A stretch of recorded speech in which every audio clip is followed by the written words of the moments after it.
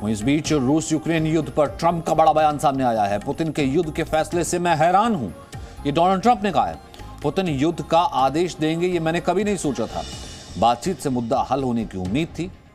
हालांकि ये ट्रंप कहते आए हैं कि फिलहाल अगर जब मैं राष्ट्रपति होता तो इस तरीके का हमला नहीं होता, क्योंकि इस हमले की उनको पहले से भी जानकारी थी।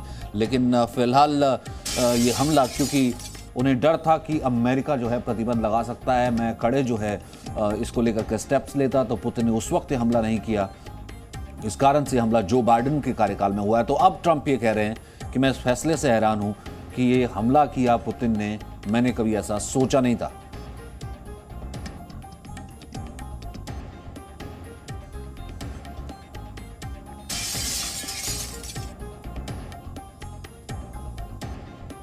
वहीं रूसी सैनिकों ने खार्किव में नागरिकों की मदद की है। 90 टन से ज्यादा राहत सामग्री बांटने का दावा किया है। दरगाचेवस्की जिले में रूस का राहत अभियान चल रहा है। नागरिकों की मदद कर रहे हैं रूसी सैनिक। अब इसे वॉर प्रोपेगेंडा कहिए, कुछ कहिए, देखिए रूसी मीडिया की तरफ से तो कहा जा रहा है कि उसने सिविलियंस को निशाना नहीं बनाया है। वो लगातार जो है वो मदद कर रहा है, यूक्रेनियंस की मदद कर रहा है, आम लोगों की मदद कर रहा है। यूक्रेन कह रहा है कि वो सिविलियंस को निशाना बना रहा है। ये डार्गोविंच की तस्वीरें हैं जहां पर रशिया ने कहा है कि एक शिविर उसने लगाया हुआ है जो कि राहत शिविर है। 90 टन से ज्यादा राहत सामग्री उसने बांटी है।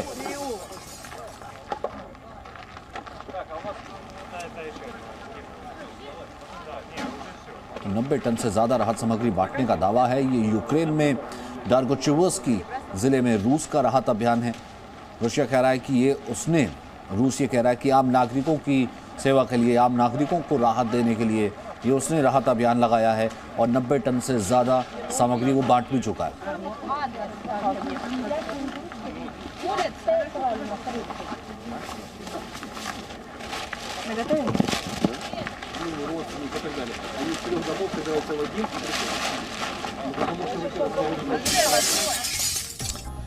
और इस बीच बड़ी खबर यह है कि यूक्रेन के 10 बड़े शहरों में आज बड़े हमलों की चेतावनी है।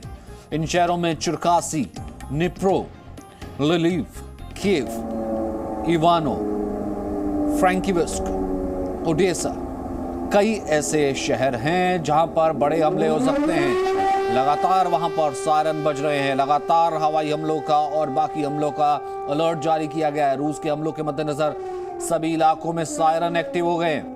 किसी भी वक्त इन तमाम इलाकों में रूसी बारूद कहर बनकर बरस सकता है। ये चेतावनी जारी की गई है 10 शहरों में। निप्रो, कीव, ओडेसा, ये तमाम वो बड़े शहर हैं।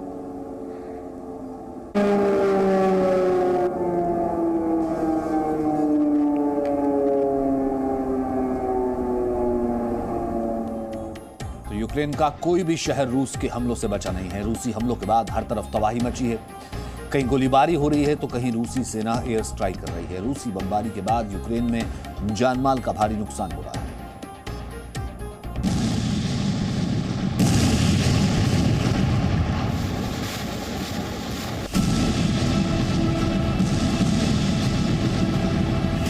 यूक्रेन पर रूस के हमले का आज 21वां दिन।